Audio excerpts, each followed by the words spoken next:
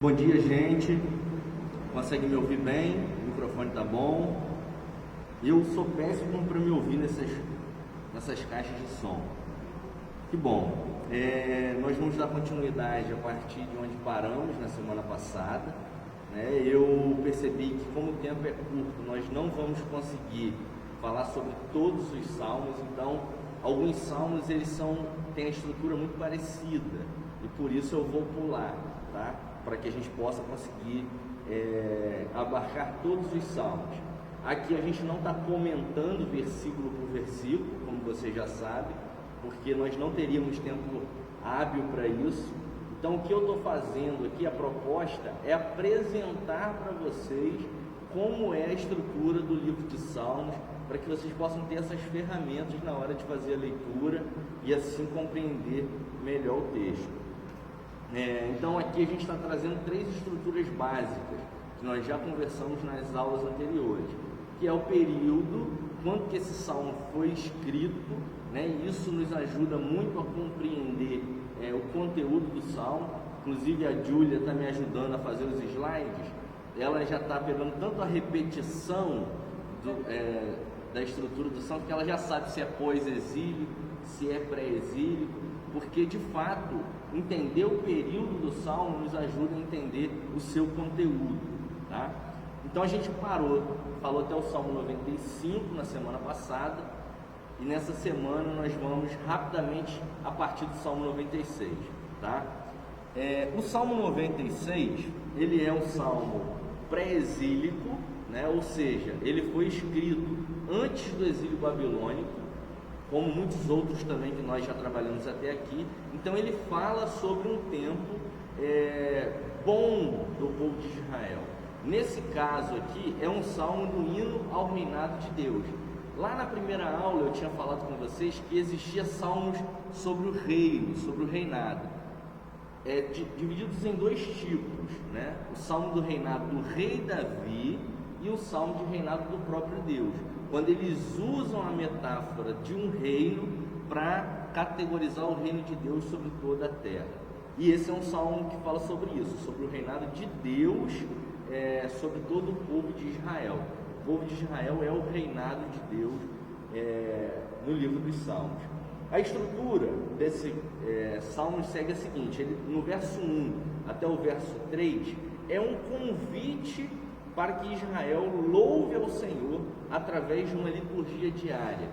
Esse salmo, ele é um salmo de culto diário. Lembra que eu tinha classificado com vocês que existia salmos que eram cantados dentro do pátio do templo, ou seja, no culto coletivo, e existia também salmos que eram cantados fora do templo, no meio do povo, ou até mesmo de maneira individual na sua particularidade de culto com Deus. Esse é um salmo para fora do templo. Então esse é um salmo que provavelmente os israelitas cantavam quando estavam trabalhando ou quando estavam em suas casas, tá? Exaltando o reinado de Deus na terra. No versículo 4 ao versículo 6, fala sobre os motivos de louvor ao divino. Ou seja, o salmo ele tem muito essa característica. Esse é um salmo de hino de louvor ao reinado de Deus. Primeiro há um convite, né? A gente falou isso na semana passada. Os primeiros versos eles se preocupam com o convite, em convidar a comunidade a louvar a Deus. E aqui ele traz uma estrutura que vocês vão ver em outros salmos também. O motivo para que nós possamos adorar a Deus, para que a comunidade possa adorar a Deus. Nós convidamos a comunidade para adorar a Deus, louvar a Deus, por causa disso. E esse salmo traz essa estrutura também, no verso 4 até o 6. Com G todo. No verso 7 ao verso 10, é outro convite. Só que nesse caso aqui é um convite às nações para louvar a Deus, e refere-se à peregrinação ao templo de Jerusalém. Quando a gente fala que nações, não entendam nações, como outras nações para além do povo de Israel. Não é disso que eles estão falando aqui no Salmo. Eles estão falando dos salmistas que não se encontram na cidade, dos israelitas que não se encontram na cidade de Jerusalém, que estão em outros povos e vão a Jerusalém uma vez ao ano para adorar a Deus, tá? Então ele está convidando também esses judeus que estão longe de Jerusalém e fazem anualmente a peregrinação até o templo para adorar o Senhor. Essa é uma prática judaica, gente, que perdura até os dias de hoje. Todos os judeus bem apossados, bem financeiramente, param um período no ano, vão até Jerusalém e adoram o Senhor, hoje onde era o templo, né? Antigamente no templo em si. E no verso 11 ao 13 é uma questão muito peculiar, também muito interessante. O salmista ele convida a criação de Deus para louvar o Senhor. Dentro da cultura judaica existe muito essa ideia de que a natureza louva também ao Senhor, não só os homens. Toda a criação de Deus louva o Senhor. Isso foi forte influência, por exemplo, para o apóstolo Paulo escrever o primeiro capítulo do livro de Romanos, né? Quando ele demonstra que a natureza de Deus revela a glória do Pai. E o salmista ele tem, na literatura sapiencial, literatura poética, muito essa característica de convite à natureza para a adoração do divino. Então aqui ele convida também a natureza para adorar a Deus. Então esse é um salmo sobre o reinado de Deus, é basicamente essa estrutura desse Salmo 96. Vamos para o próximo. Estou na frente. Gente, eu percebo que vai ser muito complicado para vocês enxergarem isso. Tem gente aí que está tendo dificuldade. Não tem problema. Esse material, como eu já falei na semana passada, eu vou disponibilizar. Eu não sei como eu vou dar para a Ivonete, ou bota na página da igreja, ou cria um grupo e joga no grupo do WhatsApp, tá? Porque tudo isso aqui são ferramentas, apesar de simples, mas ferramentas que vão ajudar vocês na leitura do livro de Salmos quando vocês forem fazê-lo, tá? O Salmo 97, ele tem algumas características um pouco diferentes do anterior. Ele também é um salmo pré-exílio e também é um hino de reinado a Deus, como o anterior. Só que ele tem aqui algumas sentenças estruturais um pouco diferentes. No verso 1 é muito parecida, uma aclamação de louvor à realeza divina, né? Um pedido, um convite, uma preparação para que o povo adore ao Senhor. No verso 2 a 6 começa uma estrutura diferente. É o que nós chamamos de, na teologia, de estrutura teofânica. É quando o texto bíblico demonstra a aparição de Deus e a reação do homem em relação a essa aparição. No verso 2 ao 6, a gente percebe isso. Deus aparecendo, claro, de forma metafórica aí, através dos fenômenos naturais, né? O povo contemplando a presença de Deus através dos fenômenos naturais. E aí no verso 7 ao 9, nós podemos perceber aí, quando vocês fazem a leitura, a reação do homem em relação a essa aparição, né? Esses fenômenos naturais. A gente consegue um texto clássico que demonstra uma teofania, é o texto de Êxodo, né? Quando Deus diz a Moisés que vai descer e o monte ia estremecer, trovões iam aparecer, e o povo fica tão assustado com aquilo que pede que Moisés peça a Deus para não fazer isso. Fale com você, Moisés, depois você, Moisés, conta a cada um de nós. Por quê? Porque a presença de Deus no livro do Antigo Testamento, ela é uma presença, como a literatura judaica gosta de dizer, assombrosa, assustadora, porque de fato a grandeza de Deus frente à pequenez humana é muito evidente. E aqui a gente percebe isso. E aí no verso 10 ao verso 12, ele traz uma motivação à fidelidade a Deus. Isso também é muito comum, tá? Assim como a aclamação no verso 1, a motivação à fidelidade ou a motivação ao louvor, isso também é muito comum no livro dos Salmos, principalmente os hinos de louvor, tá? Vamos para o próximo capítulo, que é o 98. Agora passa muito rápido.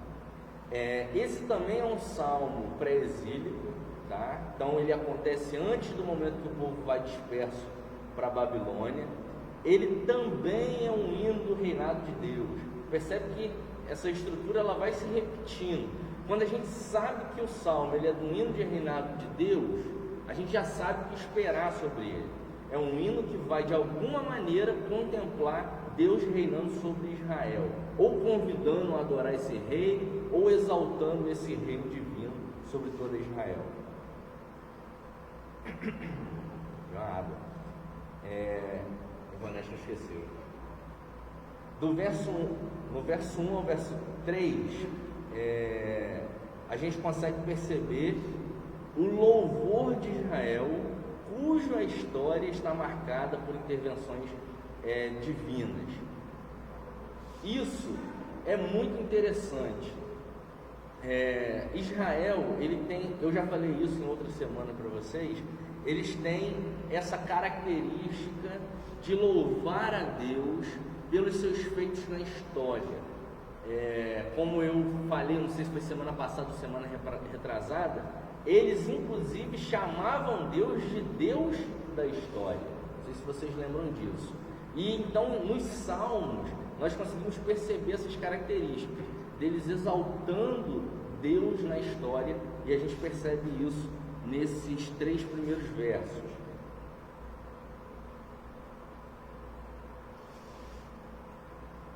E aqui a gente vai ver uma estrutura muito parecida com o Salmo 96, que a gente já viu. 96, eu acho que é 96.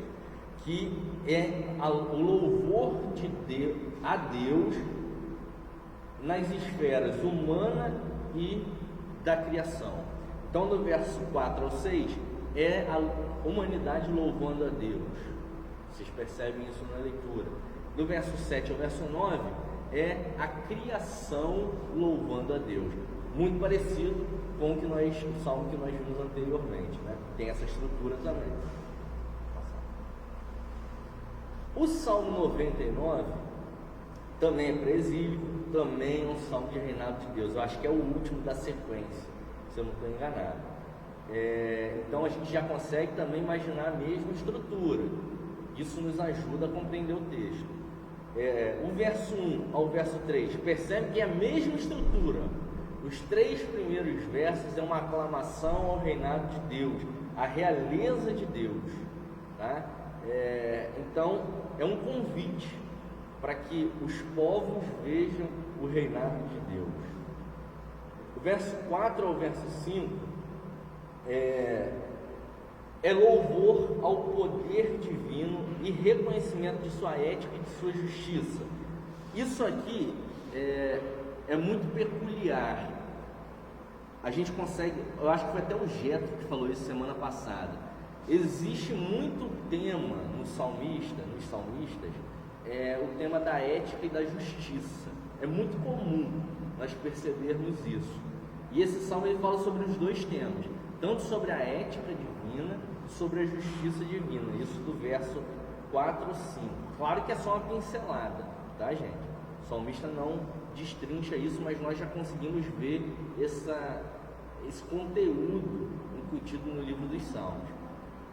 Do verso 6 ao verso 9, olha o que eu falei anteriormente. Louvor à santidade divina onde? Na história. Deus é um Deus da história. E o salmista ele faz muito esse exercício de louvar a Deus, relembrando as coisas do passado. Semana passada, no culto da noite, eu trouxe uma mensagem, não sei quantos aqui assistiram, no Facebook da igreja, sobre um salmo. E nesse salmo eu destaquei justamente esse ponto, que é importante relembrarmos aquilo que Deus fez, para que a gente possa lembrar aquilo que Deus pode fazer. O salmista, ele nos ensina isso. Quando nós olhamos para trás, nós podemos perceber os feitos do Senhor em nossas vidas. E isso nos ajuda a entender que Ele pode fazer muito mais daqui para frente. O salmista faz isso o tempo inteiro. Relembra a ação de Deus no passado para fortalecer o povo para o presente e com certeza também para o futuro. Hino 100, esse Salmo 100 é um hino, né? Salmo 100 é o hino de ingresso ao templo, também do período exílico, tá? Também é um hino de louvor, mas ele sai da característica de hino de louvor ao reinado de Deus. Ele é outra categoria de hino de louvor que a gente já viu nas classificações. No verso 1, a estrutura muito parecida, né, que a gente já viu nos hinos. É um convite ao louvor divino a ser prestado por todas as criaturas. Vocês conseguem perceber como, em termos de estrutura, o Salmo ele tem uma estrutura muito parecida, muito fixa. Nós falamos aqui já de 5 salmos e todos eles, porque eles estão na categoria de hinos de louvor, eles falam de louvor a Deus no âmbito humano e no âmbito da criação, né? Ou seja, não é só um homem que louva a Deus, mas toda a criatura. Aqui a gente percebe isso de novo. Essa estrutura ela vai se repetir diversas vezes. Isso aqui é muito interessante. No verso 2 é um convite ao louvor litúrgico em solenidade festiva. Esse salmo, gente, ele é um salmo de festa. O povo judaico ele tinha muito apego a uma tradição festiva. Quando a gente estuda o povo judeu, a gente percebe que eles têm de fato várias festas. Tem a festa das cabanas, que dura dias e dias. Tem a festa de casamento, que dura 7 dias.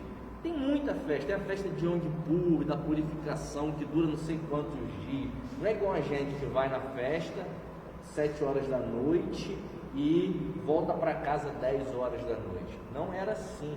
As festas da tradição judaica duravam semanas até, muito tempo. Eles iam para casa, voltavam a louvar a Deus. Um grupo chegava em outro horário e estava louvando a Deus. E esse Salmo 100, ele é um salmo da festa. A festa judaica, ela é uma festa de culto, tá?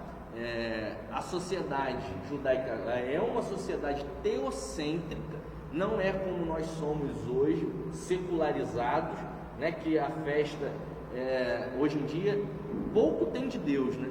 Mais tem de parabéns, de presente, de bolo, de docinho. Naquele contexto não é assim. As festas eram uma exaltação ao divino o tempo inteiro, tá? Existiam rituais dentro da festa de purificação, de louvor a Deus. Em todas as festas tinham, cada um com a sua peculiaridade, mas em toda a festa tinha.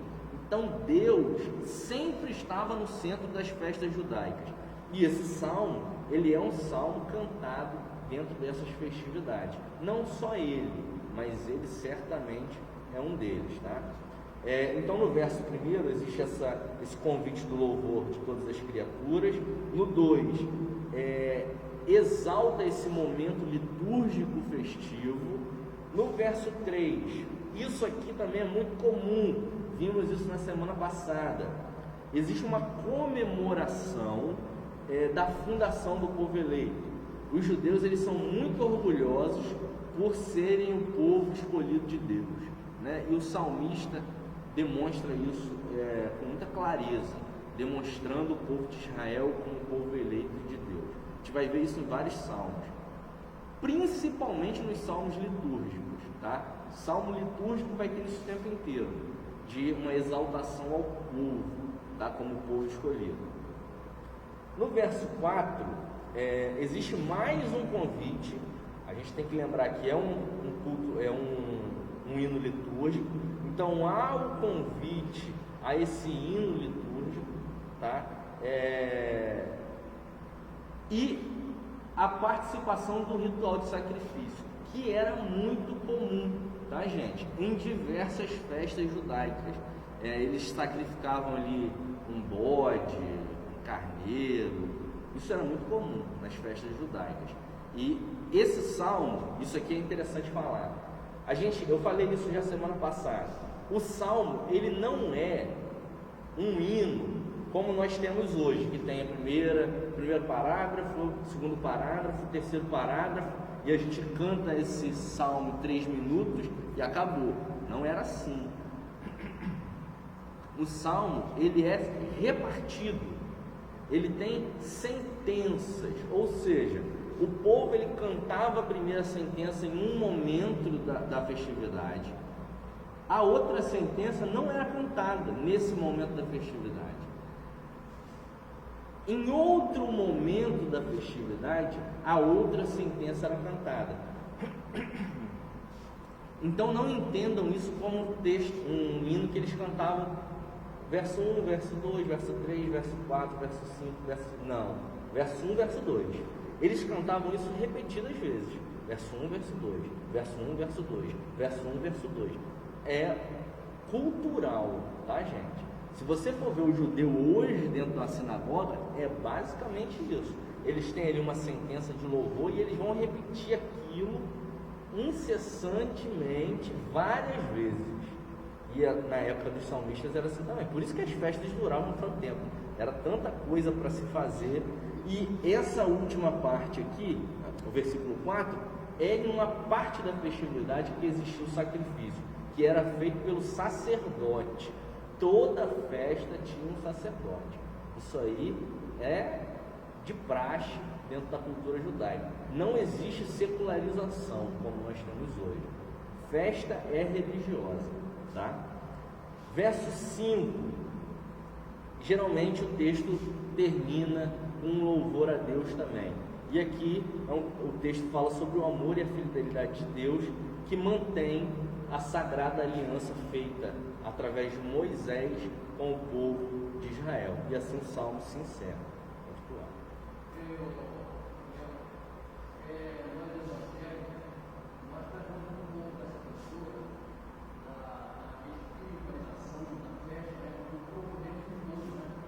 Quando promovemos um culto, você falou? É verdade. A liturgia é o culto em si, né? As partes do culto. Elas são fortemente influenciadas pelo contexto judaico, né? O contexto cristão, na verdade, ele é um contexto judaico. Jesus era judeu. O primeiro milagre de Jesus foi onde? Uma festa de casamento. Festa de casamento, gente, que durou 7 dias. Aquela festa em si, a gente só tem um trechinho ali, mas aquela festa durou 7 dias. Era muito tempo de festa. E toda essa liturgia, a característica de um louvor imprimindo, tudo isso o cristianismo também se apossa. É claro que a liturgia judaica é muito diferente da nossa, porque nós acabamos adquirindo também uma influência romana de cultos pagãos. Por quê? Porque o cristianismo se institucionalizou dentro do contexto romano, né? E os cultos pagãos eram um pouco diferentes, eles eram mais curtos, tá? Não eram grandes igual os cultos judaicos. Então, a nossa liturgia cristã, ela tem um pouco essa variação. Agora, em termos de festividades, a nossa tradição ela é toda judaica, a tradição cristã, tá? Tudo é exaltação a Deus. Eu estava até falando com a Júlia. A Júlia, ela me contou uma coisa que eu não sabia, que se dá presente de Natal. Vocês sabiam disso? Eu não sabia, porque na minha cultura, o Natal era uma coisa que a gente relembrava Jesus, lá em Casimiro de Abreu. Cidade pequena, eu acho que não tem muita informação, pode ser isso. Então a gente, só isso, Natal era comer, lembrar Jesus, orar, lia a Bíblia e acabava. Lá no nosso contexto era isso. Por quê? Porque a festa cristã, ela é teocêntrica. Esse é o princípio da festa cristã, assim como a judaica. Então, os adereços da festa cristã, a liturgia da festa cristã, ela é prioritariamente teocêntrica, tem Deus no centro. Aí vem a secularização, aí entra o presente, o capitalismo, né? Que eu não estou falando contra não, tá, gente? A gente vive em outro tempo, mas nós não podemos esquecer essa nossa raiz judaica de exaltação a Deus nas nossas festividades, tá bom? Vamos lá. Salmo 101.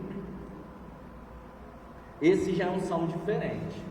Ele é pré-exílio também, mas ele é um salmo, é um hino de louvor que fala da realeza, mas não da realeza divina, mas da realeza davídica, ou seja, ele fala do reinado do rei Davi, não de Deus, do rei Davi.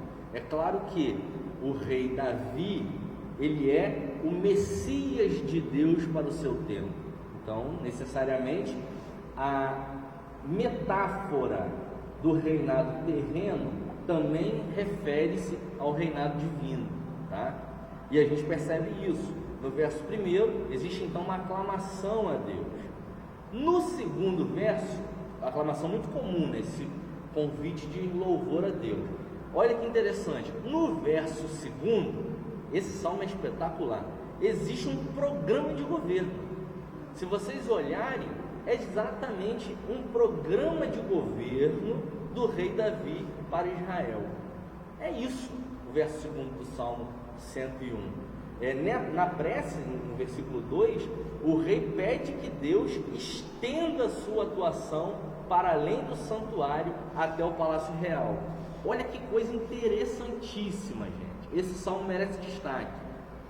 Na cultura judaica, Deus, ele é físico, ele não é metafísico, ele não está no campo das ideias, ele não está no paraíso, eles não tinham essa concepção. Deus é físico, ele está em algum lugar. E que lugar era esse? No templo. Deus estava no templo, mais especificamente na Arca da Aliança. Deus está assentado, na verdade está com o pé sobre o trono, sobre a Arca da Aliança. Então lá no Santo dos Santos, onde ficava a Arca da Aliança, Deus estava em pé. Tanto é que quando quando o templo é destruído e o povo é levado ao cativeiro babilônico, o povo de Israel tem a seguinte concepção: Deus foi derrotado e nós que estamos indo para o exílio estamos ficando longe de Deus. E aí os sacerdotes, os profetas, principalmente o profeta Jeremias, ele resgata a ideia de que Deus não é Deus do templo. Esse salmo, ele apesar de ser pré-exílico, ele é utilizado no período exílico. Por quê? Porque esse salmo exalta a ideia de que Deus não está no templo. Deus está em outros lugares, inclusive na Babilônia. Ou seja, aqui o salmista está demonstrando que a atuação de Deus ela é uma atuação universal. O salmista em si, o rei Davi, porque o rei Davi está dizendo: não restrinja a sua atuação ao templo, mas que a sua atuação em favor do povo de Israel vá até o palácio real, vá até a estrutura de governo que o povo de Israel está submetido. Isso é muito interessante nesse salmo. É um salmo que desconstrói uma concepção teológica firmada há muito tempo no meio do povo. Deus não é estático, muito pelo contrário, ele está em todos os lugares. Ele está no templo de Jerusalém, mas ele está também no palácio e ele está também no exílio babilônico. Até nos momentos de dor, Deus está. Essa é a concepção. Até nos lugares sombrios, Deus está. Sim.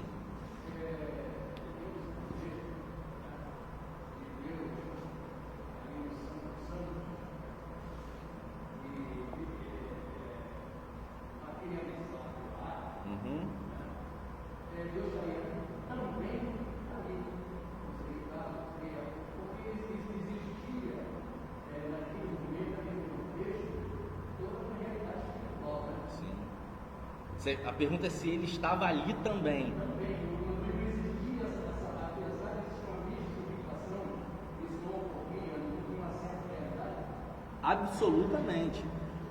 O fato de Deus estar em outros lugares não desconstrói a ideia de que ele estava no Santo dos Santos, na Arca da Aliança. Muito pelo contrário. Na Arca da Aliança, a ação de Deus era evidente, era clara, objetiva. O Santo dos Santos e a Arca da Aliança, até mesmo quando saía do templo, era um local santo de teofanias, ao ponto de que não podia se tocar na arca, porque se tocasse, a pessoa ia se desintegrar, né? Isso aconteceu, tem até o relato no texto bíblico, o cara que foi botar a mão e morreu. Então, ele estava sim na Arca da Aliança. Eu não vou dizer de maneira mais poderosa, mas eu vou dizer de maneira mais manifesta, inclusive, né? Ele está se manifestando naquele contexto de Santo dos Santos e de Arca da Aliança de forma evidente, até mais do que no exílio babilônico, tá?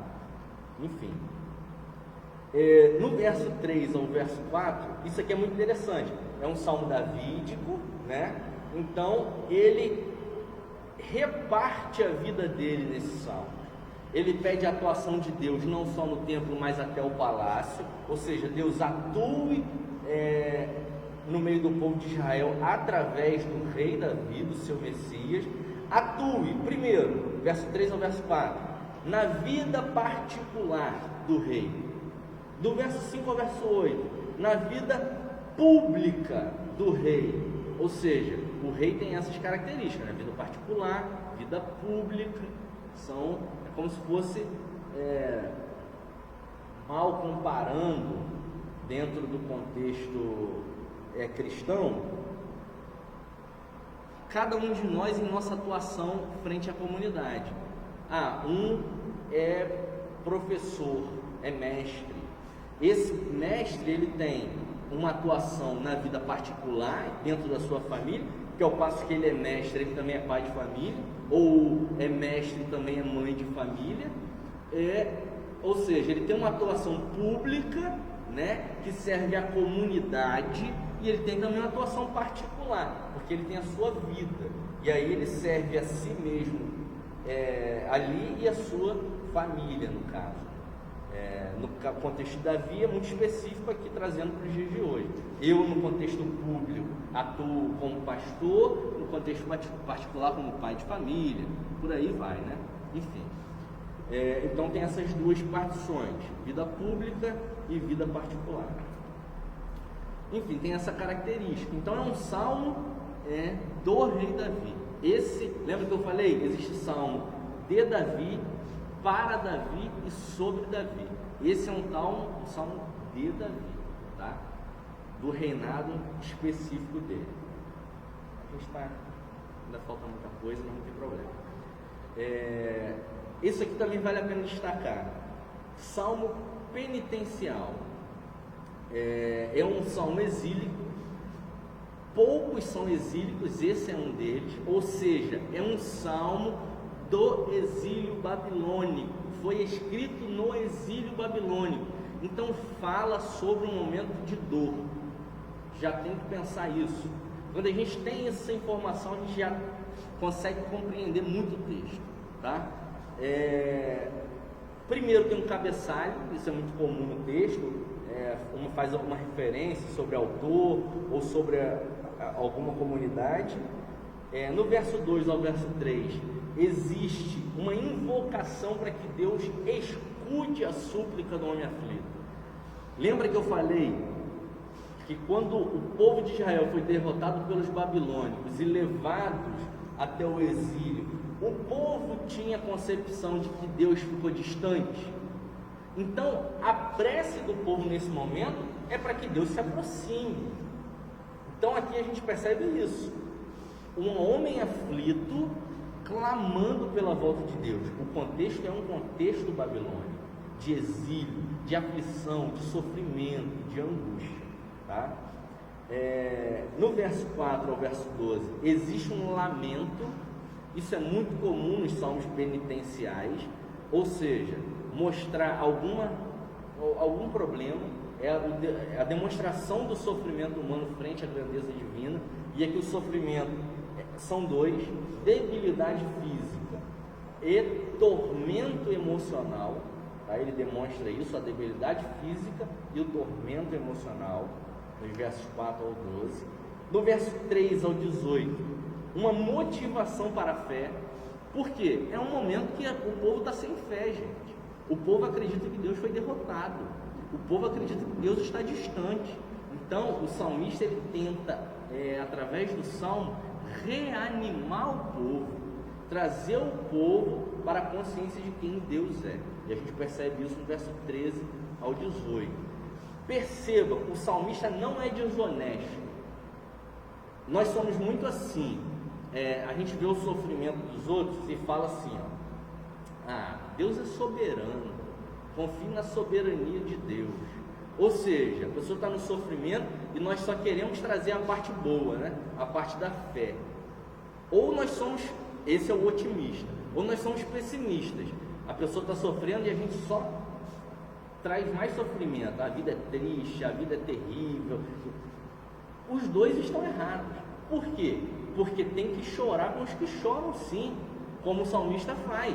Ele fala sobre a debilidade física, ele fala sobre o tormento emocional, ele vive a dor. Porém, apesar de viver a dor, ele não esquece da necessidade da fé no divino. Então existe um equilíbrio, e é como nós devemos ser, né? Olhando o salmista, aprendendo com ele. Temos que viver a dor do nosso tempo, mas apesar de entender a dor, compreender a dor, ter motivação para a fé em Deus, porque essa fé porque a atuação de Deus, ela é evidente. Do verso 19 ao verso 23 é uma expressão de confiança, muito comum nos salmos também, que é uma expressão de fé, né? Que demonstra que Deus de fato atua no meio do povo, né? Existe então a motivação, é quando você convida o povo, incentiva o povo a ter fé, e a expressão eu tenho fé, eu tenho por causa disso. Existe um motivo para ter fé. É a expressão de confiança que ele demonstra no Salmo 19 a 23. E aqui em específico, a mensagem de expressão de confiança que Deus atua de geração em geração, tá? Deus atua de geração em geração. Esse também é um salmo litúrgico, tá, gente? Certamente não é um salmo de tempo, porque não tem tempo, é exílio babilônico. É um salmo individual. As pessoas geralmente provavelmente cantavam isso no período do exílio em sua particularidade, até porque não podiam adorar a Deus livremente. Salmo 24 ao 25 é um lamento pela iminente morte do enfermo, porque aqui existe uma característica, está trazendo um personagem. Esse salmo ele tem um personagem, né? E aqui ele fala sobre a morte do enfermo, ou seja, o povo de Israel ele não foge do sofrimento. Isso é uma característica muito clara. Eles sofrem a dor, tá? E a gente tem que aprender com isso. A dor, ela foi feita para ser vivida também. E aqui a gente percebe esse lamento pela morte do enfermo. Eles vivem a dor do contexto. Porém, depois que demonstra o sofrimento, mais uma vez o que ele faz? E como ele fecha o salmo, ele traz uma motivação para a firmeza da fé. Então é sempre esse paralelismo que nós já vimos. Existe a dor, mas existe a motivação. Existe a dor e existe a expressão de confiança. O salmista ele sempre vai viver as duas verdades, tá? Ele vive a dor, ele vive o luto, ele vive o sofrimento, mas ele logo em seguida relembra quem Deus é e vive também na confiança de Deus. Qual é esse? Pode passar? Salmo 103, não tem problema. Eu vou ter que encerrar por aqui, já são 10 horas, porque o culto vai começar e eu que vou trazer a mensagem hoje, tá? Então, semana que vem nós continuamos a partir daqui. Eu pulei alguns salmos e eu vou tentar fazer isso na semana que vem. Hoje eu nem pulei, mas semana que vem eu vou tentar pular alguns, só para trazer realmente os salmos mais diferentes em termos estruturais, tá? Para que a gente possa ter uma concepção geral de todos os tipos de salmos que nós temos, todas as classificações de salmos que nós temos. Eu vou até anotar direitinho quais serão os que eu falarei, para que vocês possam ter contato com todos os tipos, todas as classificações, tá bom? Vamos orar para a gente encerrar. Senhor Deus, muito obrigado, Pai, por essa manhã maravilhosa, por essa manhã bela. Obrigado, Pai, porque o Senhor nos dá a oportunidade de estudar um pouco mais a Tua Palavra. O Senhor tem certamente agido em nosso favor nesse momento de aprendizado. Pedimos que o Senhor abra o nosso coração, a nossa mente, para que cada conteúdo que está sendo aprendido aqui possa de fato surtir efeito em nossas vidas. Que nós possamos, a partir desse conteúdo, servir melhor ao Teu reino e ao nosso próximo. Receba também, Pai, o culto que iremos prestar a Ti nesse momento, que possa chegar ao Seu trono com um cheiro suave, que o Senhor possa se alegrar com a nossa adoração. Louvamos o Teu santo nome e agradecemos por tudo que o Senhor tens feito. Agradecemos por tudo que tens feito e por tudo que ainda irás fazer. Oramos no nome de Jesus, Senhor e Salvador nosso. Amém.